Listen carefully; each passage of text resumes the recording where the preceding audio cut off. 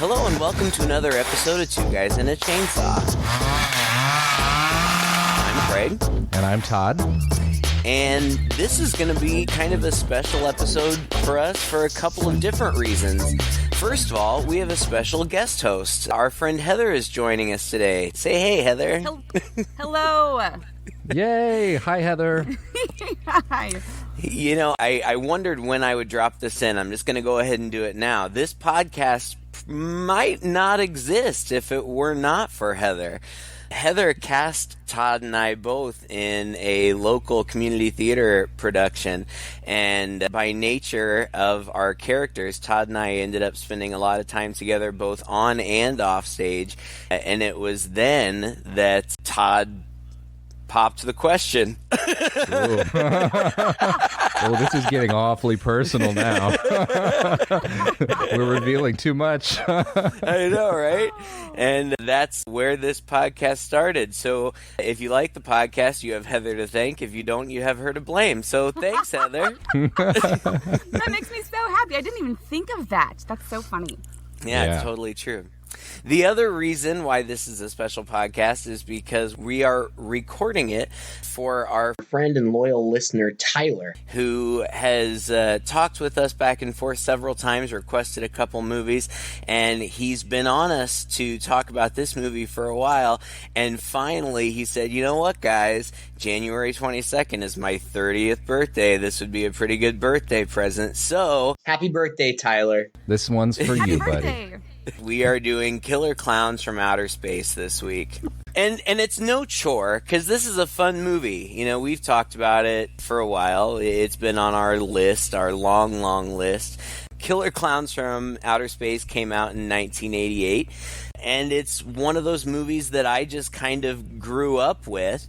And it just so happens that Heather had been listening to our podcast, and out of nowhere, she texted me and said, have you guys ever thought about doing Killer Klowns from Outer Space?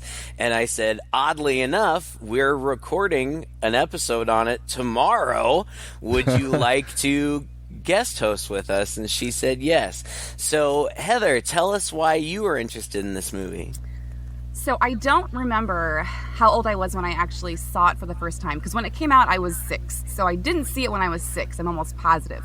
But it made such an impact on me whenever I did see it, because I could vividly remember the clowns and the basic plot line. Of course, going back and watching it was a blast. But it's just one of those movies that it's always been in my mind. So it made an impact on me. That's funny. Yeah, I grew up with it too. My sister and I watched it. It's probably one of those movies that I made her watch. It doesn't really seem like her cup of tea. I probably saw it at your house. It's definitely possible. Heather and I have known each other since we were kids, so it's definitely possible. But when we were talking about doing it last week, I was blown out of the water when Todd told me that he had never seen this movie. I know. I don't know how this movie escaped me, because everybody knew about this movie. Growing up, all my friends talked about it. It was on cable relentlessly. It was like that PG-13 cable fare. Always passed by it on the video shelves, and for one reason or another, I only watched it today for the very first time. That's amazing. Isn't that crazy? God. Well, then you have a very different perspective than us, because you've only seen it as an adult. Like, you know, we saw this when we were kids, so I'm really curious as to what you thought, because I think that this type of movie is right up your alley. Yeah. Well, yeah. Am I wrong? No, you're not wrong at all. You'd be absolutely correct. Because this movie is a total blend of horror and sci-fi and comedy. And it really heavier on the sci-fi than I actually thought it would be. It's a total kind of remake, knockoff, homage to those 1950s, 60s black and white cheap sci-fi movies that I grew up loving, that we've talked about before, that my dad was a real big fan of. We had so many VHS tapes of these kinds of movies. And this movie is just like it, except it just goes all out for the cornball and the cheese. But it does so in a great way. Like, it's just so compelling. And I don't know why, but just to see gag after gag of clown and circus crap just really expertly spaced out throughout this movie. Just when I thought that they had exhausted every possible clown gag, like up to the very end, there's another one. So that part of it, too, was just really fun. I guess maybe that's why this movie seems to have such wide appeal and staying power, is because it has this weird mix, a combination that just worked for me as an adult just as much as I think it would have worked for me as a kid. Yeah, it's funny. I was reading reviews today, and when it came out, it was pretty much critically panned. I mean, and understandably so. I mean, it's not a great movie. It's silly. It's goofy. But even a lot of those critics who originally panned it came back, years later and were like, okay, fine, it's good. Well, we like these kind of movies more now. I think maybe in retrospect, more of these movies have come out. It's sort of, post-Scream and everything, this sort of self-aware, hey, we know that this is a silly movie, so we're just going to go all out silly on it. And I think what is this, 30 years ago? Don't tell me 30 years ago. 30 years ago, this was still kind of an oddball anomaly type thing, and a lot of people would look at it and go, these people are just dumb and they're making a stupid movie and this is silly. And now I think we kind of appreciate more those nods and those winks and these homage films. Am I wrong about that? I don't know. No, I think you're right on it. But there were those of us who got that that's what it was at the time. And I think that maybe, folks like Heather and I seeing it as kids, maybe it took more of kind of a youthful or even childlike perspective to appreciate it. It is silly, it is goofy, but it's fun. And if you're just willing to go along for the ride, it's fun. Heather said this movie terrified me as a child, which I think is so hilarious. Because there were parts of it. There's one clown in this that I thought was really scary, like the one that tries to coax the little girl out of the restaurant. Creepiest scene in the movie. Yeah, that dude was scary. But the other ones I didn't find so scary. I mean, Heather, do you remember, what traumatized you as a child? I think just definitely the way they look, because they're just, people who already don't like clowns, they're not going to appreciate how scary these clowns are, because it's going to give you a little bit of nightmare. Are you a clownophobe, Heather? Are you one of those people? I'm not. Nope. But I just remember them being very scary. And I remember it being bloodier. And it's definitely not at all. Right. So I don't know. I think it was just the way they looked and just the whole idea of them, creeping around the town. It's okay, that's kind of scary if I was a kid and I saw those things walking around. So that must have been what it was. Well, that's true. They're scary in that way. I'm kind of scared. Heather's a Disney gal, so I don't want to offend her, but I'm even kind of scared of those, characters in Disney World that walk around, because you don't know who's in there. It could be anybody in there. And I've been to Vegas several times, and you've got all the Disney characters like Winnie the Pooh walking around with a bottle of whiskey and chain smoking. Oh, we get that. You never know who's in there. We get that in China too. In some of these public parks, there'll be these horrible knockoff Disney characters. The outfits alone are going to give you nightmares. Who would take their picture with this thing? I know, right? And pay for it. And the clowns are scary, but that's one of the things that I also appreciate about this movie. It was made on a low budget, $2 million. Yes. Of course, I'll never have $2 million, but as for filmmaking, that's a fairly low budget, and they spent most of that on production. So most of the costumes and the props and those types of things, the production team just made on their own, and so these costumes really are just rubber suits, but they're so interesting in the way that they're made. They're creepy. I don't know how else to say it. They're definitely creepy. I love stage makeup. And so going back and watching this, one of the first things that caught my eye again was the makeup was really well done. The clowns, they just look awesome with their hands and their faces. And Candace Westmore was the makeup designer for this movie. And she's actually the niece of Michael Westmore. And the Westmore family is huge in Hollywood and special effects makeup. He's known for getting Emmys for his work on Star Trek and Mask. And so I just thought it was really cool that she was connected and part of this family. And you could tell with the makeup, I think she did a really brilliant job of making all the clowns different, but in a similar style. And I just really appreciated it.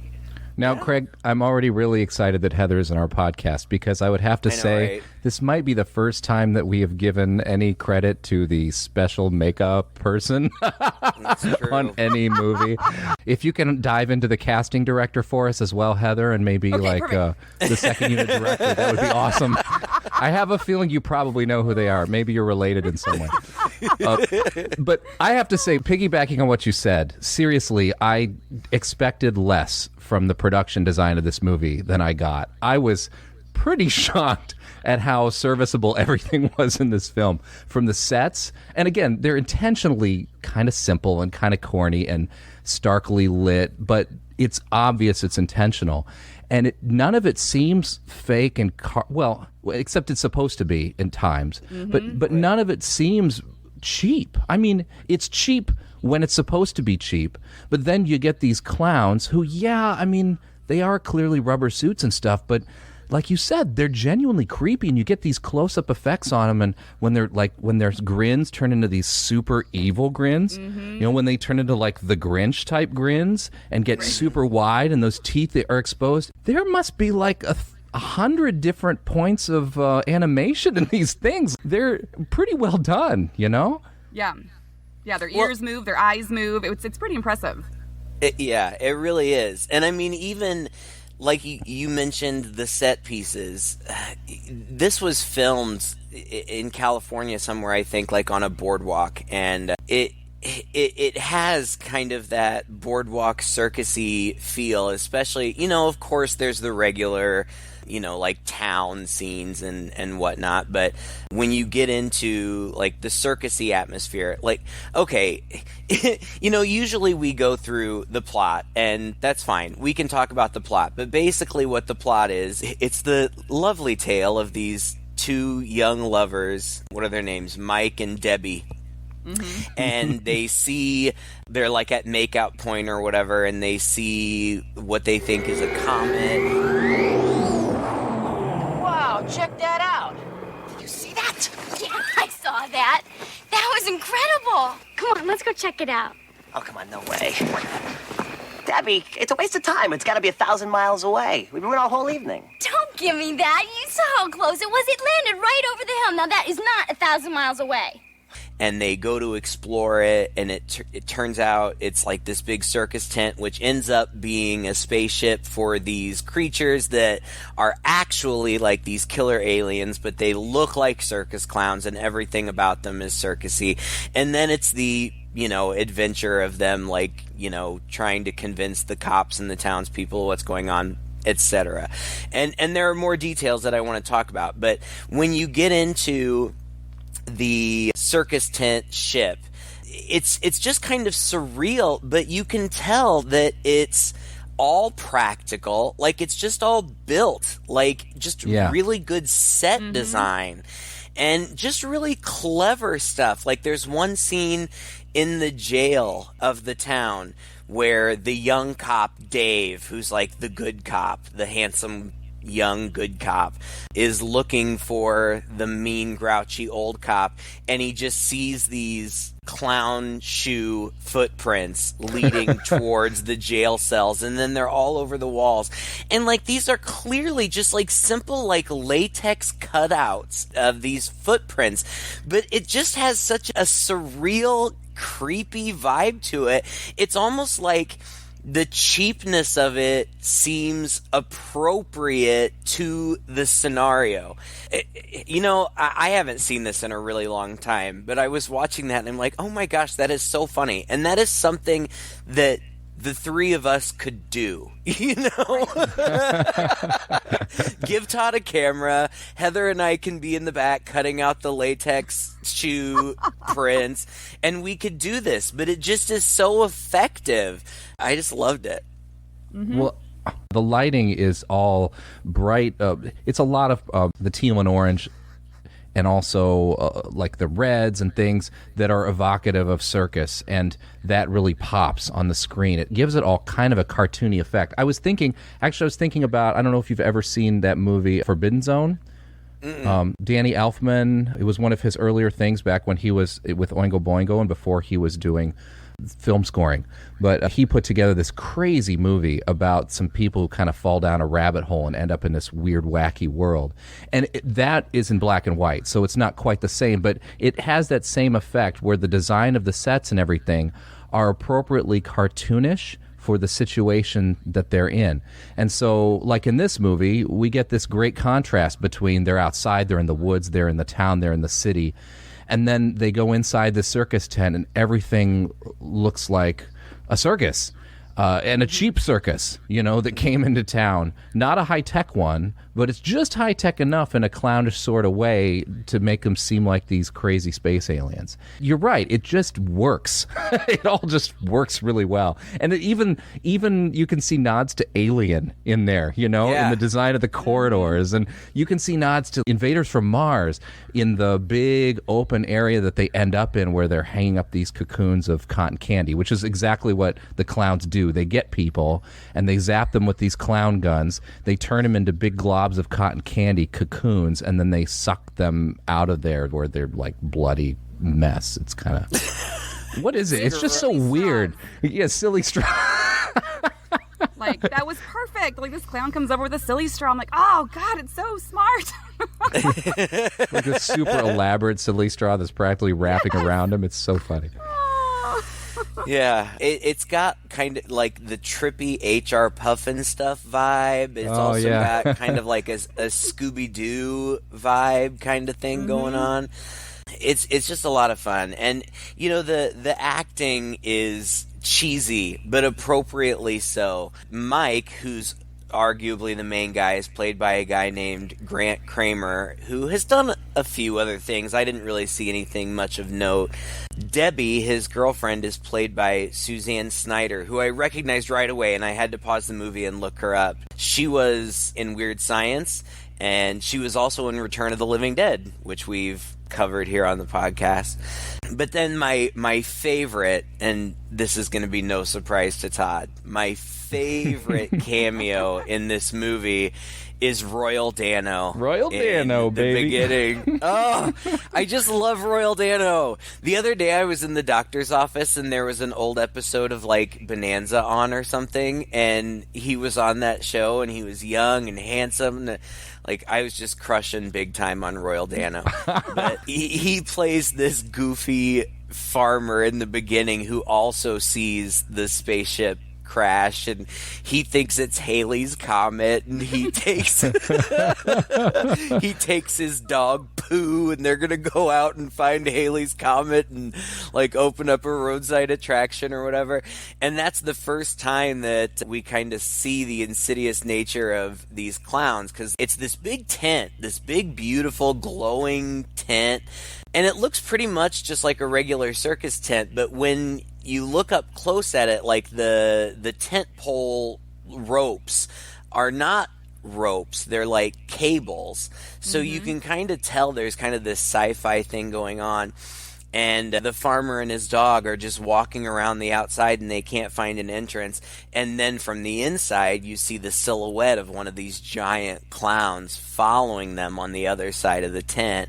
And when Royal Dano walks out of frame, it opens up kind of like this porthole in the tent and uses this big net to get the dog.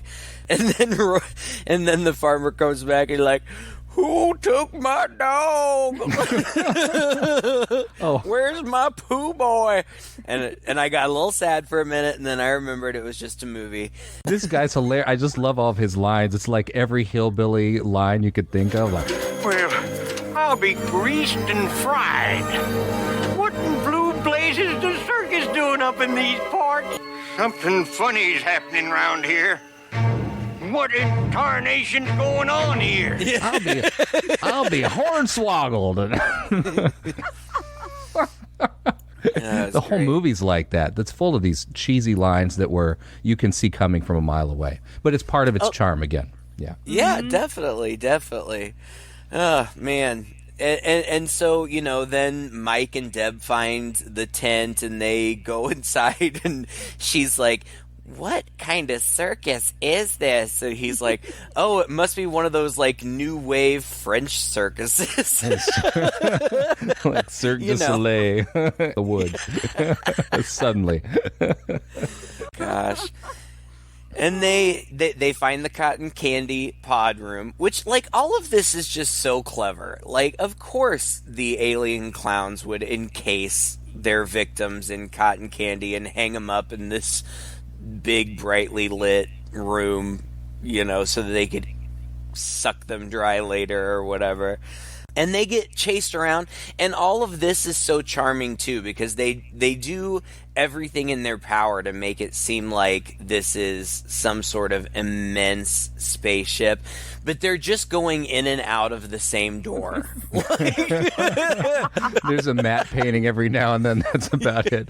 We move the camera over here. It looks different. Right. They're like these elevator doors, and like they swing open and they go in, and then it opens, and they're like in this enormous like shaft with like some kind of reactor or something that powers it, and then they come back out the elevator, and then they go back in, and then there's somewhere else, and then they come back out, and then there's somewhere else. Like, did you just say enormous shaft? Yeah, well, just checking. Don't delve too deeply into my mind, Todd. It's a dangerous game. This whole set, it was like Willy Wonka mixed with Star Wars. I just absolutely loved it. Yes. And there's so many little touches, right? Like there's this weird popcorn machine, like the clown's standing at this control panel and he's moving these knobs, which are these big brightly colored ball things. Did you just say knobs and balls? I did. He's touching the knobs. Two can play at that game, my friend. Oh, touche. Touche. Is great. It's a great set. Yeah, and somewhere in this, when they're in the circus tent, my favorite lines that I specifically wrote down was, This is no fun house. No circus either. just right from the start, we established this kind of dialogue and how the whole movie's going to be, and they stick to it, and I so appreciate that. Oh, yeah, it's great. They leave no stone unturned with this stuff. Finally, the clown finds them and chases them through this thing and has this giant gun that shoots popcorn. And apparently it was the most expensive thing that they built. It cost them like $7,000 to make because it actually does shoot popcorn.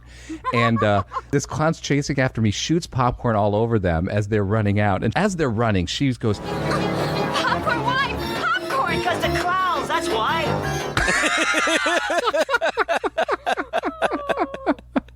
okay.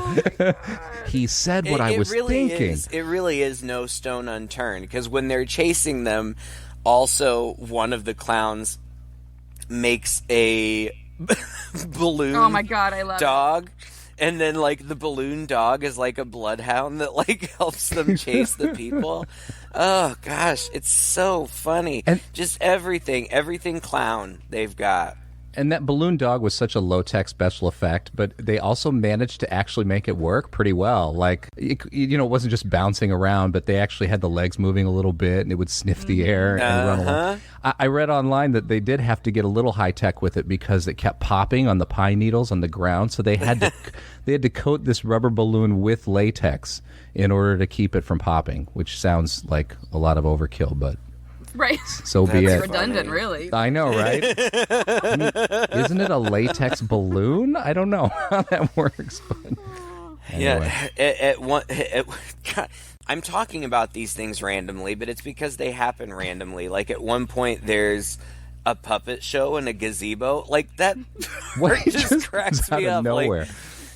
the clowns, I guess they're setting traps, like ooh, come see our puppet show. And it's this funny little puppet show where, like, the boy puppet is, like, getting fresh with the girl puppet, and she's like, no, no, no.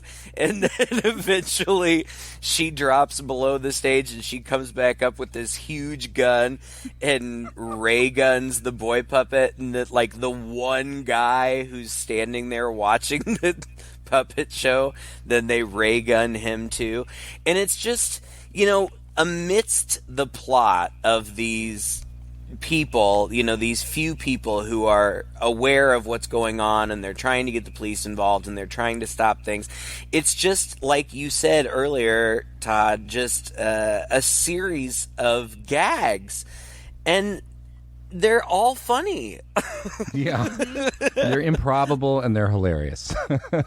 Like the clowns are, like, destroying a pharmacy, and, like, the pharmacist is just standing behind the counter like like he's shaking. I don't know what to do. Oh, God. And the clowns and I made a note, and I was like, why are the clowns shopping? Like, what do they possibly need from the drugstore? Did they get anything from there? Shaving cream and powder. Yeah. Yes. And alien clowns sneeze, just so everybody knows. Right. I thought that was hilarious. And then they're like going around and collecting people, and it's just like a montage, like they're like, hello, pizza's here. Oh, and like this sexy girl in negligee is like, oh, pizza. And then they deliver like a heart-shaped candy box to one lady, and she's like, oh, Stan, did you do this?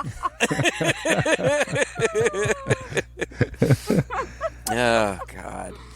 I don't even know where to go, as far as plot. Like, Debbie eventually, she ends up back at home, and she showers, because it is a horror movie. I mean, we don't get to see any nudity or anything, but she showers, as you do in horror movies. She showers for a very long time. Debbie is out of commission showering for most of this movie. It comes back to her, and then you see there's a shower, and like, oh yeah, that's where Debbie is. And then it leaves for about another 20 minutes, and then it comes back, and I guess Debbie's finished with her shower now. Let's see what's going on. Well, and they do this hilarious thing where they show that the popcorn that's fallen off of her is like just moving slightly and making these little squeaky noises. And then they show us one of the big clowns taking a big old bag of popcorn and dumping it into the dumpster behind the burger joint. And the employee who takes the trash out then just gets sucked in there. We don't really see what happens to him. But later, when Debbie finally gets out of the shower, she opens up her medicine cabinet and her clothes hamper, and these, like, baby clown head snakes, I guess it's like what the popcorn turns into, like, jump out at her. I loved those snakes. I had forgotten completely about them, and they were hilarious and kind of scary. They reminded me of little Audrey 2 puppets, like at the end of the shop when all the little heads come out. It was like, oh, they're little clown heads. They're cute. Yeah, or it's cute. Beetlejuice turns into one of these things too, I think, in one of his, right? It's a similar thing. Yeah. Well, I'm thinking that these clowns really I mean, if an alien comes down to Earth, they're really going to have to target where they land first, and make the most out of it. Like, they can't be like, the Signs, where they land on a place with lots of water. These people targeted a place where there are two guys who run around in a clown-themed truck. Who play practical jokes on people. There's an amusement park here with a fun house and a big tent. And also there's a restaurant called Big Top Burgers. So it was a pretty great little coincidence for us to be able to get all these clown gags in. It's not really a coincidence. It's just that they knew what they were doing when they landed on our planet. Exactly. Is it a coincidence? They're covering their tracks well, aren't they? One of my favorite scenes right in the beginning, though, is when the clowns they're walking towards the town. And we see the clown walking in front of the drugstore, and there's like that animatronic gorilla. I think you could put coins in them back then and they would move. And for some reason, even though the clowns are there to completely destroy this town, he gets super nervous when he sees people walking. And he's like, oh crap, I can't let them know too soon what I want to do. And so then he backs up against the drugstore window and starts pretending to be an animatronic as they go past him. And I was like, so why? Funny. That was hilarious. I thought that was great. But then there's some of them are a little unsettling. First of all, there's the one scene which I think is probably the most gore that we get in the movie, which is where this clown rides up on his totally tricked out clown style bicycle to a biker gang. And here I was out bicycle. It's a tricycle. It's tricycle. Hilarious. And that clown is my favorite one. By the end of the movie, I'm like, oh, he's so cute. Like he's this little tiny one. Like that's the other thing with the clowns too. Like they definitely all have a very distinctive look, but they are all unique too. Yeah. Like there's the little tiny one with the green hair who rides in on the tricycle. There's the big scary one at the jail. There's also then another great big like hugely obese one. There are some really super crazy tall ones. They've all got different color hair. They've got distinctive facial expressions. So while they're all clearly, like of the same species or whatever, they're unique and individual too. And I just thought that was so great. But yes, the scene with the little guy on the tricycle. Well, what happens here is one of the big biker guys comes over. Can I take a ride, pal? Oh, come on, let's take a ride. Can I beep the horn? oh, thank you.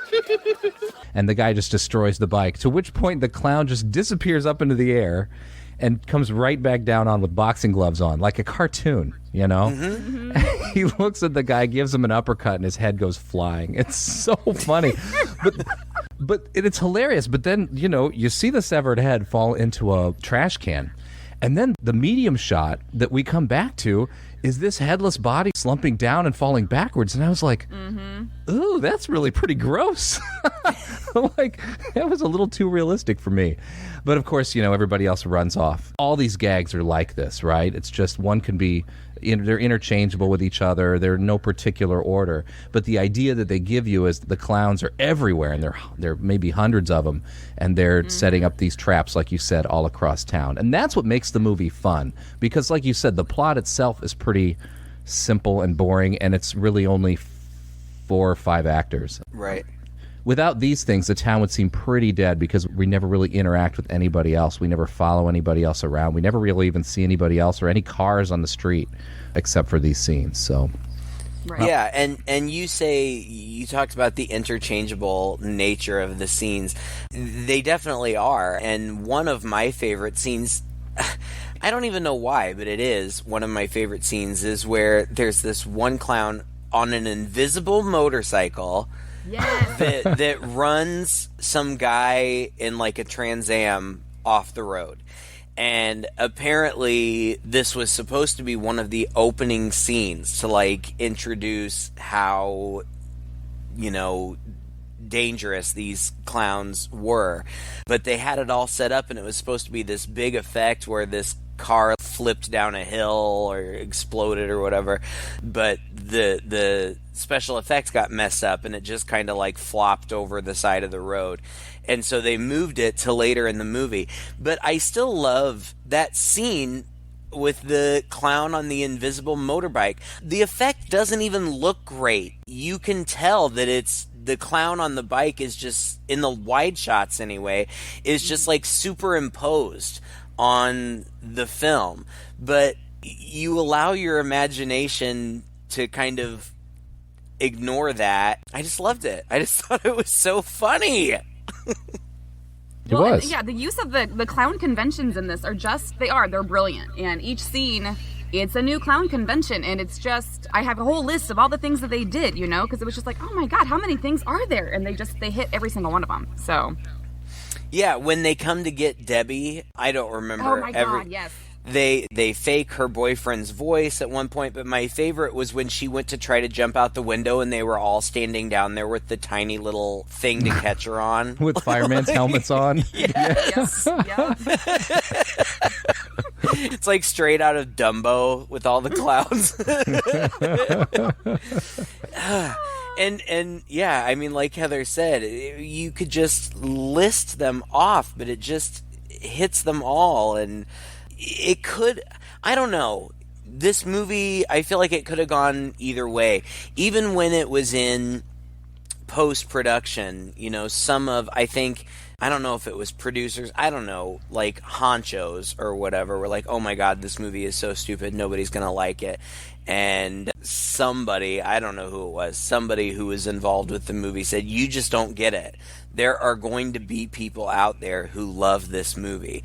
And whoever it was that, you know, the Chiodo brothers are the people who directed the movie, right, Todd? I didn't write down. And wrote it. Yes. And wrote it. And it's the only one they've done. Yeah, and it's like they knew what they were doing. They knew what audience they were targeting, and they were right. It's funny, and there are people in my life that I would never sit down to watch this with because they wouldn't. My partner just walked into the room and gave me a look because I have made him sit down and watch it. He's not as big a fan, so you know, those kind of people are not gonna like it. Joyless, boring. Yeah, joyless, soulless people.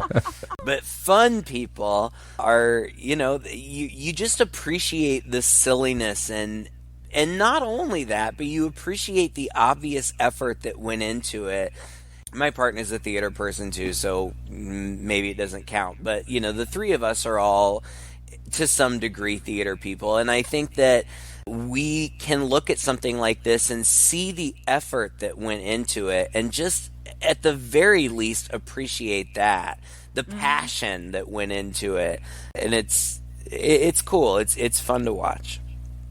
Well, and again, just like the commitment to the style, the way the lines were written, the way they were delivered, all of it. And you know this from the very beginning with our hillbilly man on the hill. Like, we are diving in from the start, and you know exactly what to expect throughout the entire thing, which I appreciate. Yeah. It's true. It's just like I said, it's just this weird mix that somehow works perfectly. And if one part of it was just a little off balance, if it was a little too gross, or it was a little too scary, or the acting was a little not so knowingly bad, I mean, it might not have fallen apart, but it just wouldn't be so joyful as this movie turns out to be. You know? Well, and I think that there is a good balance too, because for the most part, it's very silly, but there are some scary parts. Like I said, there's that one, I don't know, maybe it's just me, but there was that one clown that really freaked me out, the one in the jail. This one older cop, his name is Officer Mooney, who, I don't have my IMDb page pulled up, but he was played by this guy who I've seen play a grumpy cop in several movies. It's John Vernon, and he was also, don't forget, Stryker from Curtains. Stryker. Oh, I forgot about Stryker. Okay, so he's this big jerk. And people are calling in, saying their wives have been taken by clowns, and he doesn't believe it. He thinks it's just this big prank to, I don't know, make him unhinged, or I don't even know what he thinks. But eventually this giant clown shows up, and it's funny because, you know, like, it shoots him, it does the whole bouquet of flowers gag and sprays him with water, and then when he goes to handcuff him, like, it's fake hands that just come off. But he eventually gets him in a cell with these two other guys that he's been a big jerk to earlier. And the clown has one of those party favors. I have no idea what you call those things. Those things that you blow into and there's like the paper tube that unrolls. Like, I was like pressing my mind, like, what is that called? I have no idea. Anyway, he blows that out and it turns into a big hand that grabs Moody and then, like, smashes his head into the bars. And the next time that we see Moody, Dave, the cute, nice cop, comes back to the precinct, and he follows those footprints that I had mentioned before, and he finds the other guys that were in the cell in cotton candy pods. And then when he walks back into the precinct, that scary clown is just sitting at the desk with his back to the camera. And that alone was like pee in my pants scary to me. But then the clown turns around and Dave hears him, and the clown has Mooney with like just a little bit of rouge on his cheeks, like not crazy makeup or anything, but just like a little bit of rouge on his cheeks, and he's using him as a marionette. And he says, "Don't worry, Dave. All we want to do is kill you." It's so spooky. And then he pulls his arm out of the guy, and it's covered in like blood and guck that he just like flicks off onto the floor. That is some scary shit. That's true. That's true. And it's one of the darkest scenes in the whole, like literally dark out of the whole movie. Yeah, it's a creepy scene. That one, and then I feel like it was maybe even the same clown, or maybe I'm just projecting because that clown is nightmarish to me. But I mentioned before, you said there's that Big Top Burger, and we don't see a lot of what goes on there, but there are a few scenes there. And there's one where it's super crowded, and there are these totally frustrated moms who are trying to deal with their kid, and this one girl who is behaving perfectly, but apparently oh my god, I know. but apparently her mom is super irritated with her. They're sitting there, and the clown is outside, and the girl looks, and the clown waves at her, and like this little girl is so cute, and it's so innocent. Like, it's like those old from the 80s McDonald's commercials where Ronald McDonald would like wave at the kid, and the kid would wave, and then they'd go off ice skating together or something. But the clown waves at her, and he's got that creepy smile, and then she waves back, and then it cuts to the clown, and you see that he's holding this giant mallet behind his back, and then it cuts back to the table, and you see that the kid is gone, and you're like, oh no. and the kid like starts making her way out to the clown, and just at the very last minute the mom grabs her and pulls her back in, not even noticing that she's about to be abducted and killed by a maniacal clown. But like, just those, and those may have even been the only ones, but I found those moments to be genuinely scary. Well, and those moments like perfectly capture what is scary about a clown, because you trust them, they're funny, they're kind. So when you see a clown coaxing you out with their finger, you're like, sweet, I'm gonna get some candy or a balloon, right, to be taken out to your death. So yeah, that definitely is that fear of clowns for sure. Todd, what is it, like calorophobia or I don't remember what it is, but Todd thinks fear of clowns is stupid. I totally get it. Now, let's correct the record here, Craig. I didn't say it's stupid. What I said was, I don't think it used to be such a big thing as it is now. I think that's true. It's become culturally this thing that we've kind of commonly decided we're supposed to be afraid of clowns. And we've been a little over worried that kids are going to be afraid of clowns. And I feel like it's become culturally like a bigger deal than it probably ever was. I'm not saying people weren't scared of clowns before, but I just feel like now we have this notion that everybody's supposed to be afraid of clowns and that clowns are inherently scary, and I don't buy that. I never felt as a kid that clowns were inherently scary, and I don't think most people, 60 years ago felt like clowns were inherently scary. I think it's movies like this that have created this problem for a lot of people. For clowns. Yeah, for clowns. And it is a real problem. Yeah, I know, I do. I feel bad for the clowns of the world because they get a bad rap. You're right. I mean, even us, we're a little bit older than Heather, so I don't even know if she remembers this, but us growing up, clowns were a cool, fun thing. Like, Ronald McDonald was cool, but oh my gosh, growing up, I wanted nothing more in my life than to go to a taping of the Bozo the Clown Show. Oh, yes. I did Worship like Bozo. Yes. And my parents always promised me that they would take me because it films in Chicago, which is not that far, or filmed, excuse me, in Chicago, which is not that far from where we lived. And they never did, and I'll never forgive them for it. Oh, I wanted to play the grand prize game. I know. I wanted to get that polio string from cheese. home, and you were like, I can surely throw the ball into the bucket. Come on, what's wrong with you? Oh, we set that up at one of my birthday parties as a kid, and that is a lot harder than it looked. I'm here to say. Birthday boy was disappointed that day. Anyway, it all culminates. Everybody gets together. The ice cream truck guys, Dave and Mike and Debbie. And when you say everybody, you mean like all four those people. Five. Right? Those 5 people.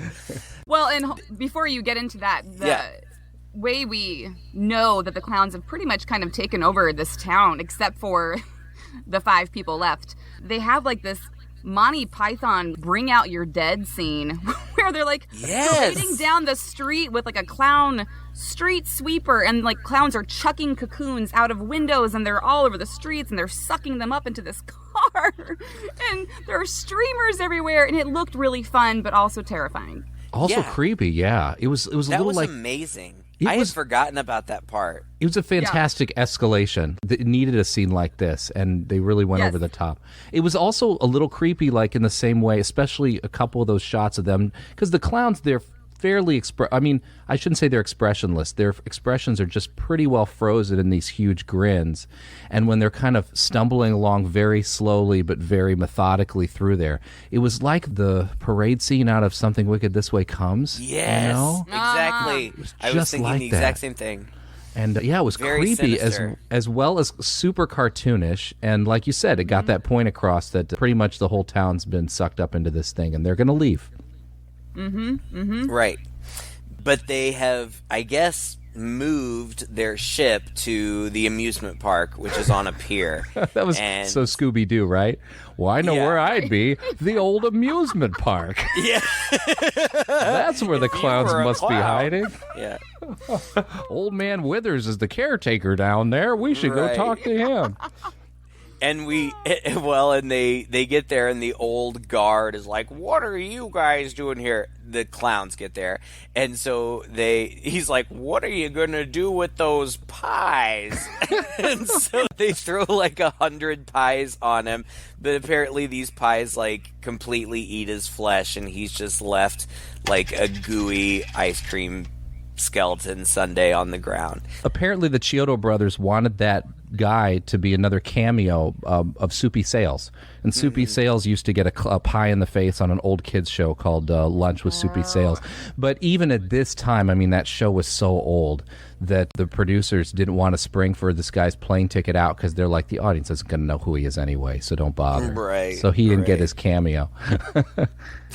They may have been right about that. But Yeah, I think so. It would have been fun for us to mention. Or maybe we would know about And that guy him. was Soupy Sales. Instead, we get to mention that guy wasn't Soupy Sales, and we still Right, get some fun trivia in here. It works so then either they way. go, yeah. In hindsight, it's all good. So they go back into the scary fun house. Which is called And the they- Crazy House, by the way.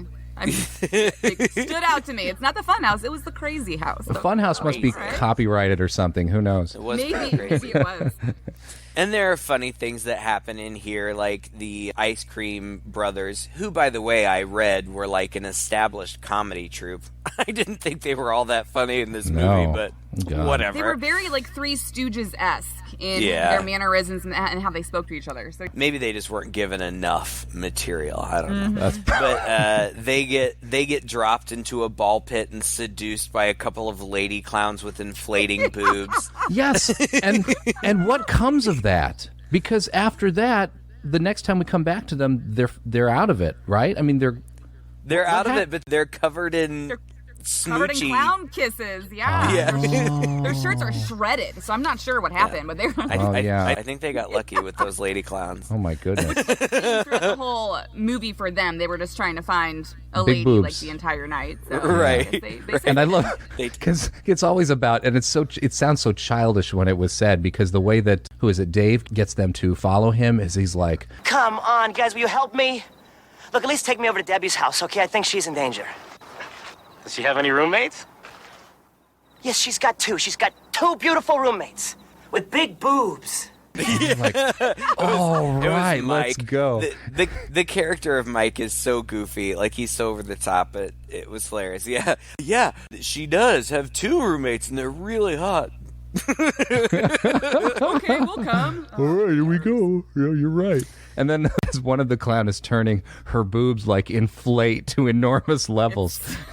It was fantastic. And he says, "Are you Debbie's roommates?"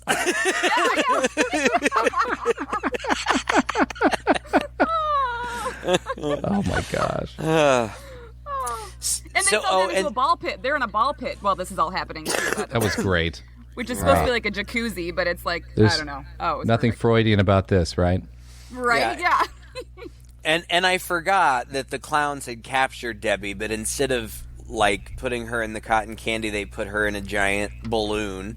And so Dave and Mike they go into the cotton candy pod room, which is full now. Like they've gotten everybody in town.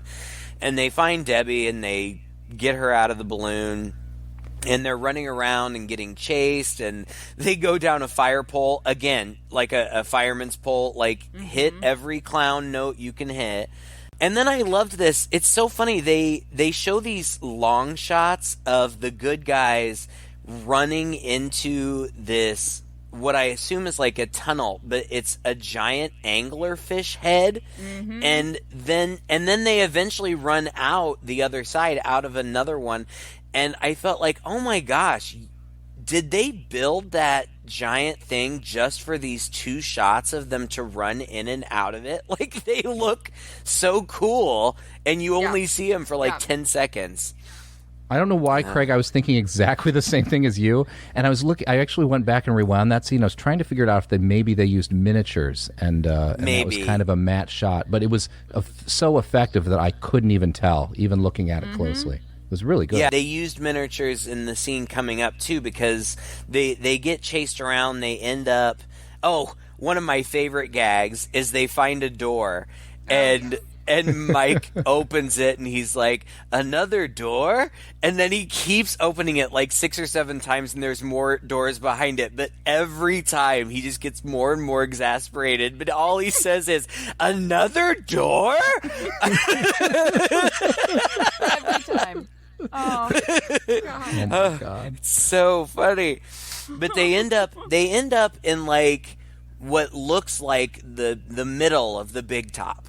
And there's like blocks or platforms all stacked up in the middle, and they're surrounded by clowns, and the good guys climb up to the top, and the clowns start climbing up after them, and then the ice cream bros show up again and speak through their intercom through the clown head on the top of their thing, which distracts the clowns for a while, so the good guys on top of the tower can kind of get away. But then the pièce de résistance, this enormous, they called it the Godzilla clown, descends from the ceiling onto this platform, and it's like the big bad at the last level of a video game. Like, it's just the queen bee. Yeah. He's enormous. He's got these enormous teeth. He roars.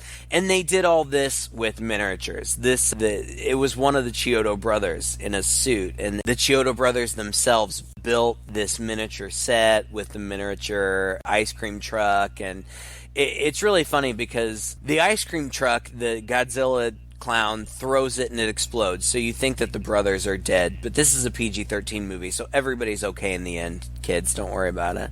But then I love... Okay, so Debbie and Mike just, like, peace out. They're like, okay, we're done. Bye, Dave. Thanks for your help. And they leave Dave in there, and Dave like tries to shoot the clown. They know at this point that you can kill them by shooting their noses. If you shoot their nose, they explode and then they're dead. Which their death reminds me of a Buffy the vampire, like a vampire from Buffy's death, where they just like burst into dust, but it's glitter and it's fabulous. Totally true. It's confetti. But it is confetti. Oh, there you go. Yeah, confetti. Yeah, that's. So the cops are gathering around outside, and Mike and Debbie are out there with the cops, and everybody's looking on in awe. Meanwhile, poor Dave is in there left alone to fight this guy. And it's so funny because when you see the giant clown like holding Dave, like he's clearly just holding like a Ken doll. Like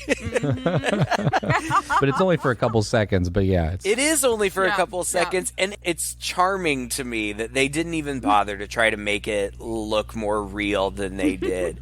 and the big top, starts to spin, and it's taking off, and it rises up out of the ground, and it looks like a giant spinning top. But then Dave, the cop, pulls off his badge and uses the pin on the badge to pop the nose of the giant Godzilla clown. And the clown explodes, and the spaceship explodes. And, everybody's like, oh my gosh, what happened? But then the Ice Cream Brothers show up, and they're like, oh, we hid in the freezer, so we were fine. And then Dave shows up. How did they explain how he got out of there? They didn't. They're all in the little clown car, and it comes flying out of the sky, and then the brothers pop out, and then Dave pops out of it. So it's like he rescued them out of the spaceship, and like they were driving out as it exploded, and they made it. That's hilarious. And then Debbie, I think, says, do you think it's over? and Mike's like, yeah, sure. And then they all get like 15 pies in the face, and then that's the end. It's hilarious. And there are so many things, like, we didn't even mention in the very beginning, like, over the credits, like, there's totally a Killer Klowns song, which is amazing. Oh, yeah. It's so good. There's a whole soundtrack. Apparently this punk band put it together, and the soundtrack lasts almost as long as the movie, the album. They wrote songs and stuff. Crazy. Well, and they're all very clownish. Fun. It's perfect, like circusy. They have all those elements of circus music mixed in, and it was very smart. Mm-hmm. Yeah, it was a lot of fun. Well, they've been talking about making a sequel to this movie literally since it came out. And there have been announcements that it's going to get made and it's not going to get made. And if you look at IMDb, it's going to be called The Killer Klowns Return in 3D. Oh my gosh. And the only people attached to it are the Chiodo brothers and the guy that plays Mike. And supposedly years ago when they were talking about Story, Grant Kramer, who plays Mike, said that he was going to be back and the Killer Klowns were going to come back and he was going to be like the old town drunk who tries to warn everybody but nobody listens to him and that kind of thing. And it's been in pre-production hell forever. It looked like it was going to get made in 2018 because that would have been the 30th anniversary, but then Disney acquired the studio and they canceled it. So I don't know. I mean, people are still talking about it. I bet we'll get it eventually. I don't know when, but I bet we do. And if we do, and I'll be happy if we do, but if we do, I hope they kind of stick to their roots and stick with the practical effects and, the goofy charm. Don't go all CGI with the clowns and stuff. I want to see them the way I remember them, if I'm going to see them at all. And even though the movie didn't do well, really, when it came out, it definitely has become a cult classic. The imagery, the images of those clowns, I bet teenagers today, even if they don't know where it comes from, would be familiar with the images of those clown faces. Oh yeah, there've been every products. Costume studio or like online place where you can buy costumes, like the specific clown masks, they're available every Halloween. So it's definitely a thing. They've had action figures and things, and I think the last couple of years, just very recently, Universal Studios in Florida, which does their Halloween Horror Nights every year and always has these themed haunted houses, I think the last 2 years had a Killer Klowns from Outer Space themed haunted house. Isn't that crazy? It's still kind of in the pop culture. I hope these guys are still making tons of money off of it. Me too. Yeah. Well, I don't even think we mentioned much about these guys' background either. The Chiodo brothers were well known at the point that this movie was made for their special effects in Hollywood. They came from the Bronx. They were behind Critters, all the Critters movies. They did the designs for those. Even Team America World Police, they were the supervisors of the puppets there. Some stuff for Ernest Scared Stupid and Elf, and a lot of movies, especially in the 80s. Little bits and pieces of it would be done. It's funny that you mentioned that they work on Critters because, fun fact, Heather's dad worked on one of the Critters movies, right? Yes, he did. Yes, he it did. Which one? Critters in Space, I think. The fourth one, maybe? Awesome. We should get him on here. Talk about that one. You should. He would have a blast with us. And who knows? Maybe he's crossed paths with the Chiodo brothers. Maybe he could give us some insight. Who knows? Happy birthday, Tyler, and we hope you enjoyed the episode. Sorry that it took us a while to get around to it. We've got lots of requests, and we do our best to try to keep them coming. But since it's your birthday, we were happy to do it for you, and we wish you a very happy 30th. Enjoy your 30s. They're amazing. The 30s, they're the best. They really are. And if any of you liked this podcast, you can find us all over the place. We're on iTunes, we're on Google Play, Stitcher. Just do a simple Google search, Two Guys and a Chainsaw Podcast, and you'll find us. We have a whole lot of back episodes for you to choose from. You can also contact us via our webpage or our Facebook page. And we love hearing from you. We love chatting with you. And if you have any movies that you would like for us to take a look at, we will definitely put them on our list. Hopefully we can get around to them at some point. And thank you, Heather, for joining us. It was an absolute pleasure to have you, and you're welcome back anytime. This was super fun. Thank you guys for having me. You're so welcome. So until next time, I'm Craig. And I'm Todd. With Two Guys and a Chainsaw.